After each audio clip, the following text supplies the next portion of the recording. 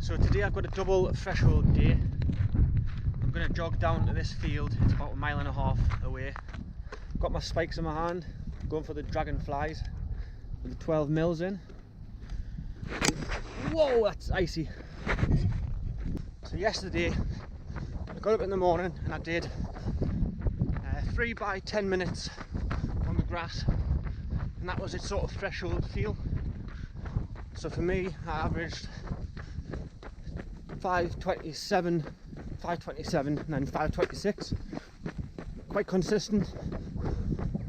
Quite happy with that. It didn't feel too hard. And then later on last night, I did 4 by 100, 5 by 1k, and then 2 by 400, 300, 200.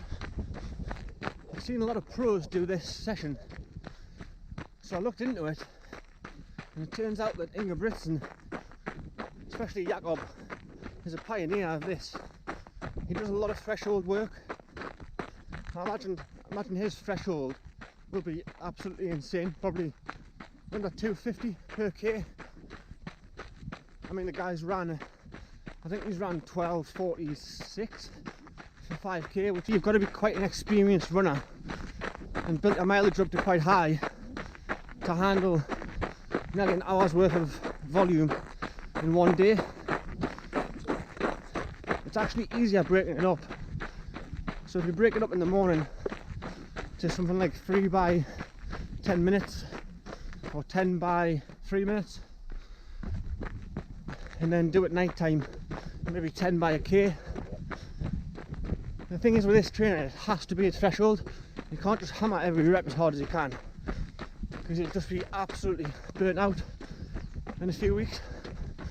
The reason why I did it was because I have a race on Sunday and I did it on Wednesday, so I've got a good few days of really easy running to get it out my system. I know the Norwegians use this a lot, and it's kind of a marathon session as well. There's lots of marathon runners I follow on Strava. They do this type of thing, or they might even do it in one go where they cover 16k volume. I don't know if you know a guy called Ed Goddard. He's an Australian runner, he runs with his phone. Really good runner. I think he's ran 61 for a half marathon. Yeah, he does a lot of sessions where he covers 10 mile in the session, and a lot of it's a mixture of speed work, longer reps, shorter reps. We call that fartlek. This is a lovely view behind me of the river in Warkworth.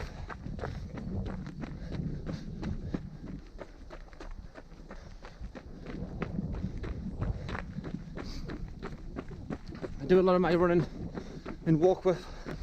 So going back to the session yesterday, the first session was on the grass. I just kind of ran relaxed, controlled. In the spikes I had Dragonflies on with the 12 mils.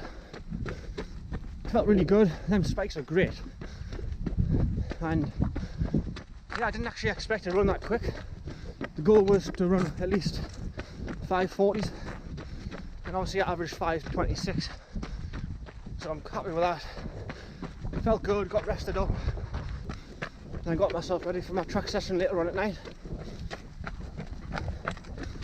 So on the track session I met my friend Connor.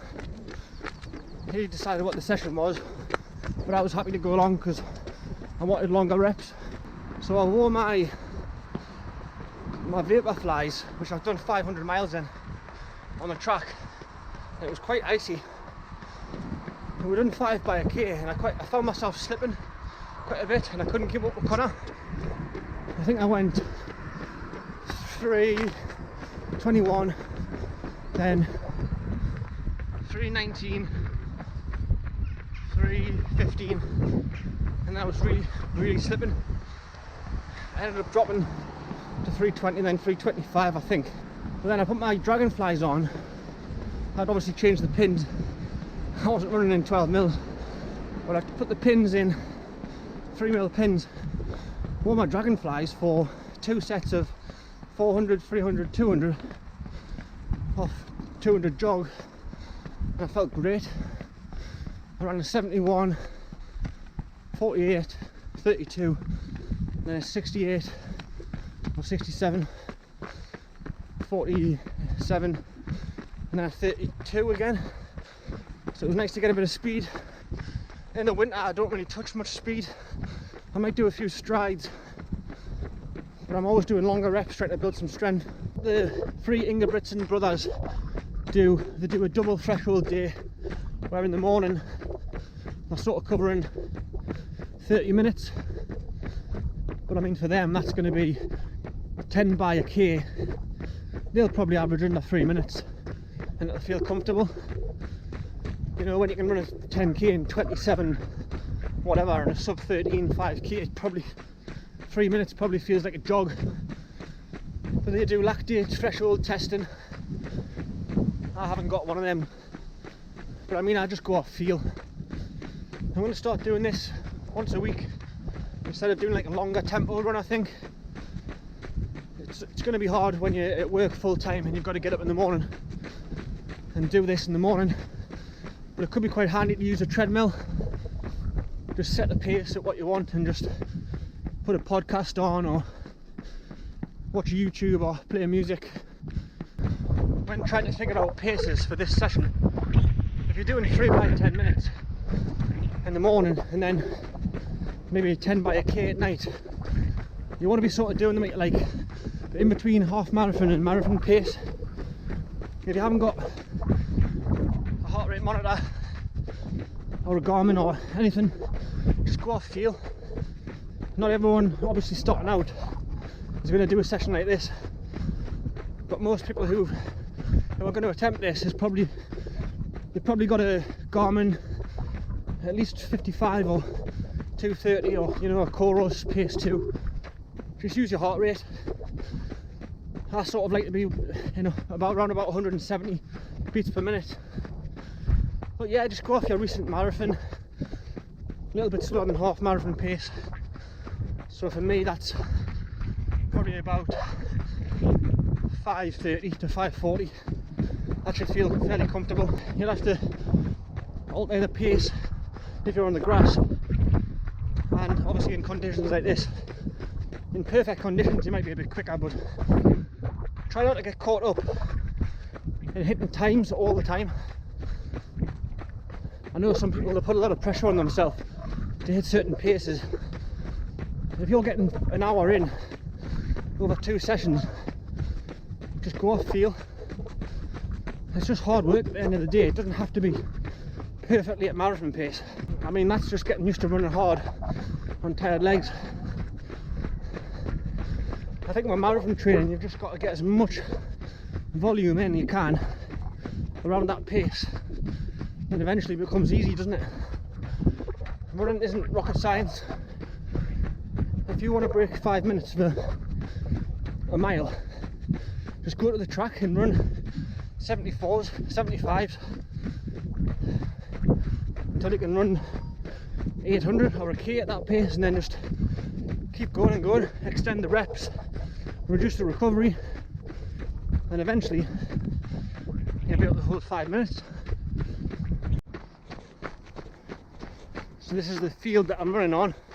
It's not the biggest, there's nothing else really around here. They fenced off all the big fields, so yeah, just a big, probably about half a mile all the way around. So it's going to be a bit boring, but it's the best I've got. I might even add a few hills in. There's a hill there, look. It's only about 80 metres. If I do one of them every lap, I might break it up. There is a cinder track here, but it's horrendous. It's one of them old school, it's like an ash sort of track, but there's all sorts of litter and it's bobbly. I wouldn't fancy doing a session around there today.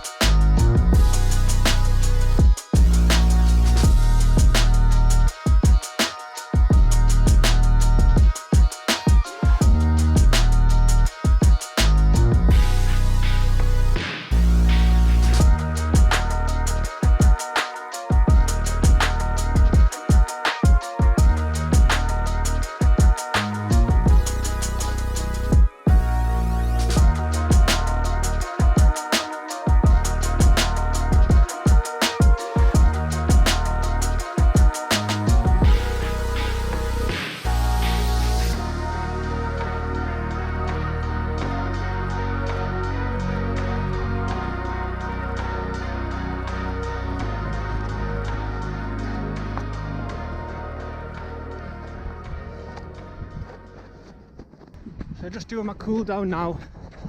That went really well, to be honest. These are really good. Such a good shoe. The Dragonflies. Put a few pins in, 12mm or 15mm, and they're absolutely ideal.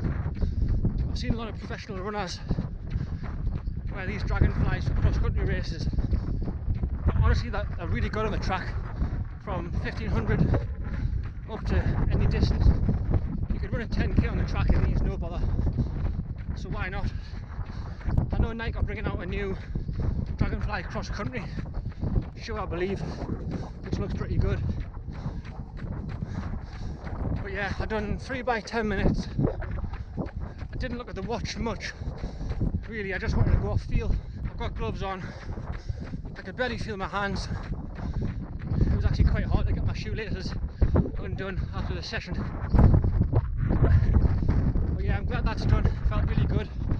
I've got a session tonight and then really easy until my race on Sunday. Really looking forward to that race. I've got my family coming. They're all good at watches and I'll get some good footage. And then go for a nice Sunday lunch afterwards. Can't beat it. The Ingebrigtsen brothers